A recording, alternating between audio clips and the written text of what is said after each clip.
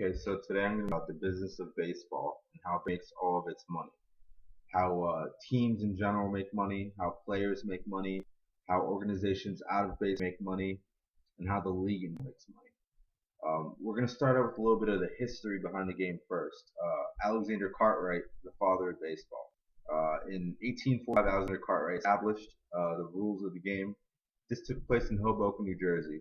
The picture you see here is actually the first game at LCO Field, Hoboken, New Jersey. No teams were originated yet. This was all just a club. It was for fun. It was early in the beginning, times of baseball. Nothing was really spent. No home runs. So just the main aspects of the game. The first professional team that was actually established was the Cincinnati Red Stockings. They were part of the first 16 teams that made up the American and National League. These players actually did get paid. This was before the American National League was created. And that was created in 1876, 10 years later. And you can see here how it's expanded since the 16 teams. Now it's turned into, I believe here, 24 teams, which it's actually becoming more top teams in the league. Once it was really created, the league just took off in the beginning. It was, it's America's past. It's really popular in our country, but it's fallen slightly to NFL in the years that passed by. You can see here that the NFL brought in $9 billion in revenue the past year, while MLB only brought in $7. But what I like to look at is the average player salary. NFL is 1.9, MLB is 3.4 because Major League Baseball players have careers 15 years plus, 20 years. NFL 6, 7, 8 years tops. There's very fast. So speaking of careers, sports agents. These guys make tons of money. If you're one of the best, you can make.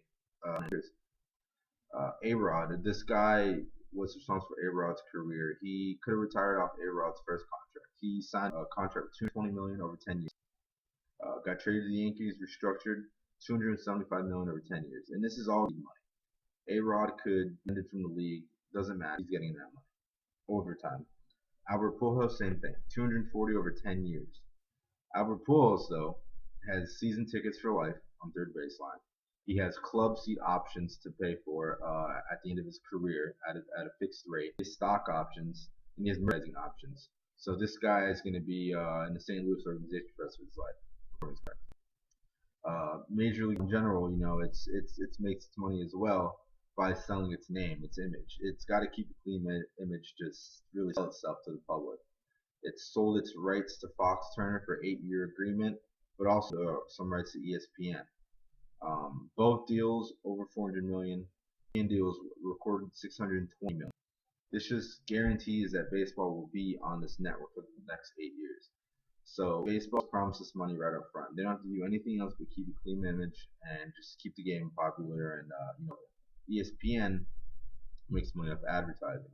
They do a little own merchandising off the baseball on their own network. They make tons of money off these contracts. The teams with the lower popularity, teams that aren't as good, they can make tons of money as well. Here we have the Houston Astros. Their whole payroll is 24 million. Their TV deal was 77 million. So they made 53 million dollars. They're not even that popular of a team, but that's the type of money you can make on TV deals. Now we have rating. $650 million dollar deal over 11 years is what the MLB did with XM and Sirius Satellite. Once again, all MLB has to do is keep a clean image, keep the sport relevant, and just keep the popularity up. And satellites has to do the rest. They promised 650 million. They come up with that money, and then the money they make is up to them. Now I'm going to move on to teams, because this is where it really gets difficult for teams to make money. A team like New York or Boston, who are over 350 million in merchandising a year, which covers, and to them it covers about, I would say, their payroll. Another aspect or a way they can make money is by selling, the name of their field.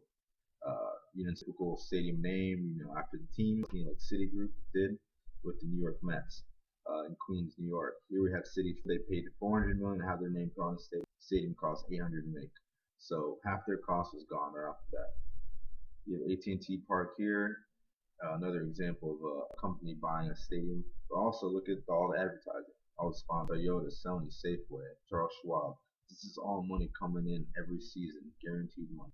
Look at the amount of traffic it brings. Now, one of the last aspects I wanted to bring up was teams actually going out of their way and going into other countries to train players and make some money off of player contracts. Not only are they giving out contracts, but they're making money off other teams' contracts. And this all started with the documentaries Pele Torero and Sugar. This really opened up players' eyes on what's going on overseas in the Caribbean and stuff like that. This is a picture from a player in the Dominican Republic practicing at one of the schools or the sweatshops, as considered in some documentaries written recently. Basically, just organizations go over there and they train players, they feed them, they house them. Come to become professional, they're either signing these players at a lower rate or they are taking percentages off the contracts. And a lot of people say that's not fair, but it's at the end of the day, it's business, and they're doing it right to receive some profits in the long run. Mariners, Rockies, and Astros are just some examples of the clubs that have actually gone out of their way and themselves in the Caribbean. Here's two Dominican players that have brought a lot of controversy: David Ortiz and Bartolo Colon.